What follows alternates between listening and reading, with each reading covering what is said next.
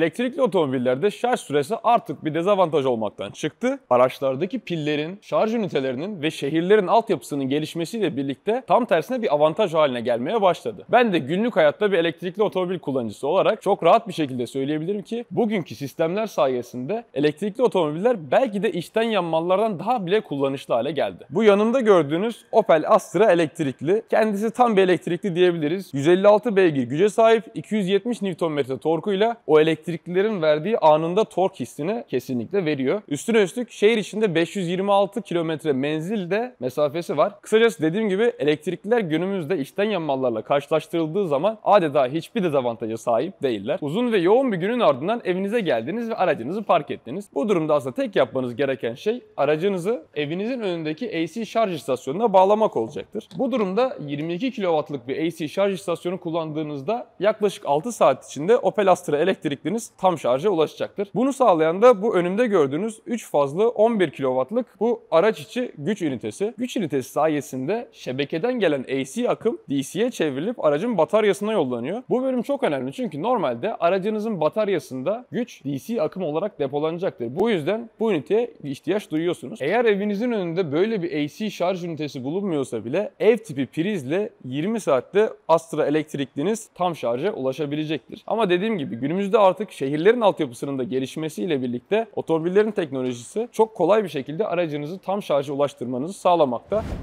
Ya da sürüş sırasında hızlıca mola verdiğinizde AVM'lerde DC şarj istasyonunu kullanarak aracınızı şarj edebilirsiniz. DC şarj istasyonları 100 kW olduğu zaman örneğin bu aracın şarjını %80'e 26 dakikadan çıkarıyor. Oldukça hızlı anlayacağınız. Peki bu istasyon bunu nasıl sağlıyor diye sorarsanız normalde daha demin size gösterdiğim o küçük araç içi şarj ünitesi şebekeden gelen AC şarjı aracın bataryasına depolayabileceğiniz DC'ye çeviriyor demiştim. O küçük ünite yerine işte artık bu kocaman istasyonlar bu işi yapıyor oluyor. Bu yüzden 22 kW yerine 100 kW'a kadar enerji verebildiği için %80'e kadar 26 dakikada çıkartabiliyor. İşte bu tür DC şarj istasyonları sayesinde artık uzun yollarda şarj ederken zaman harcıyoruz ya da aracın bataryasının dolması çok uzun sürüyor gibi problemler ortadan kalkmış oluyor. Zaten gerçekçi bir durumda siz mola verdiğinizde özellikle uzun yollarda 25 dakikadan daha kısa süre durmuyorsunuz. Genelde verilen molalar bu sürenin üzerinde olduğu için bu süre artık yeni teknolojiyle birlikte bu elektrikli otomobillerin bataryasını neredeyse dolduracak seviyeye getirebiliyor.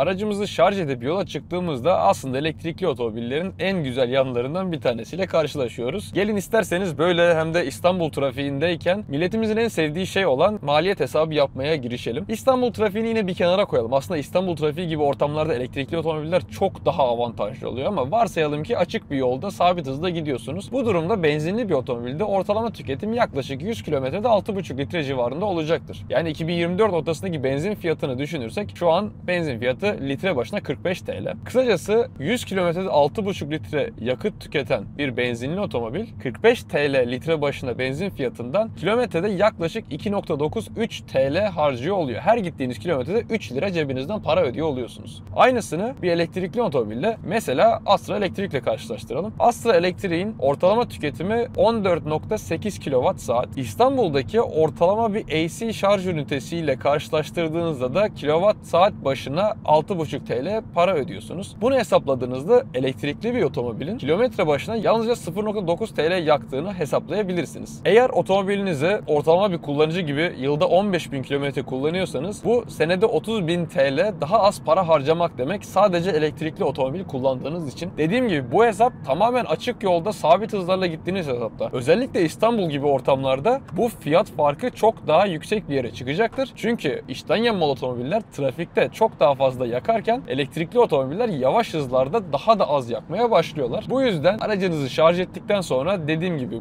bunun en keyifli yanıyla karşı karşıya kalıyorsunuz ve ekonominize ciddi bir şekilde faydada bulunuyor elektrikli bir otomobil kullanıyor olmak. Bu arada fark eden takipçilerimiz olacaktır çünkü sizden bir şey pek kaçmıyor. Buradaki ortalama tüketimde 16.3 yazıyor mesela kilowatt saat olarak ama 14.8 normali bu medya aracı olduğu için ve biz gün içinde bu aracı test etmek için oldukça performanslı kullandığımız için 16.3'e kadar çıkarmayı başarmışım ama gördüğünüz gibi çok az bir fark oluyor gerçekten belirtilen tüketimle performanslı kullandığınızda arada. İçten yanmalı otomobillerde bildiğiniz gibi performanslı kullandığınız zaman özellikle turbolu bir otomobil ise bu fark ciddi bir şekilde fırlayabiliyor. Elektrikli otomobillerin hayatımıza kattığı ikinci en güzel şey de bana sorarsanız elinizin altında çok ciddi bir elektrik enerjisi bulunduğu için hayatımıza getirdiği teknolojiler diyebiliriz. Bana sorarsanız mesela bundan 5 yıl önce şu önümde gördüğünüz gibi bir konsolu görmeniz hayal edilebilir bir şey bile değildi. Direksiyonun arkasında yüksek çözünürlüklü tek bir ekran size araç bilgisayarınızda görmek isteyeceğiniz bütün detayları gösteriyor. Sağ tarafınızdaki yine yüksek çözünürlüklü bir ekran size bütün infotainment sisteminizi gösteriyor ve tamamen dokunmatik, her şeyi kontrol edebiliyorsunuz, her şeyi ayarlayabiliyorsunuz ve benim gibi çocukluğumdan beri bilgisayarlara, teknolojiye düşkün bir insan için bu hayal gibi bir şeydi açıkçası. Ve elektrikli otomobillerle birlikte artık hayatımıza girdi ve standart bir hale geldi adeta. Aynı şekilde bundan yine birkaç yıl önce sadece çok üst segment otomobillerde bulunan teknolojiler mesela head-up display artık bu kadar yüksek çözünürlükle birlikte Opel Astra'da da bulunuyor ve aydınlıkta bile işte yeterince parlaklığa sahip, dediğim gibi çözünürlüğü yüksek, çok net bir şekilde okunabilen, adeta gerçekten havada duruyormuş gibi görünen bir görüntü üretmeyi başarıyor. Bundan daha da önemlisi aslında yine elektrikli otomobillerle birlikte bu radar sistemiyle birlikte acil durum frenleme sistemleri geldi. Bu frenleme sistemleri tabii ki insan refleksinden çok daha hızlı çalışabildiği için kaza oranlarını ciddi bir şekilde düşürmeye başladı ve insan güvenliği ve araç güvenliği konusunda ciddi bir adım atılmasına sebep oldu. Dar ortamlarda 360 derece kamera görüntüleme sistemi yine Asya'da bulunan bir sistem mesela. Bu sistem sayesinde dar otoparklarda, zor durumlarda kendi kendinize çıkabilir oldunuz. Bundan 5 yıl önce yoldaki adamdan yardım istemeniz gerekirken artık kendiniz bu bahsettiğim ortadaki büyük ekrandan bakarak aracın çevresinde tamamen ne olduğunu görüp manevra yapabiliyorsunuz. Çok basit olarak düşünebileceğiniz mesela far sistemleri bile öyle bir seviyeye geldi ki artık otomatik aydınlatmaya sahip, yolun sadece ihtiyacınız olan bölümünü aydınlatarak hem karşıdan kullanan aracı tehlikeye atmıyor hem sizin için maksimum görünürlük sağlıyor. Kendim de bir elektrikli otomobil kullanıcısı olarak aslında bunlara alıştıktan sonra bir daha eskiye nasıl dönebilirim? Açıkçası özellikle mantık dediğiniz zaman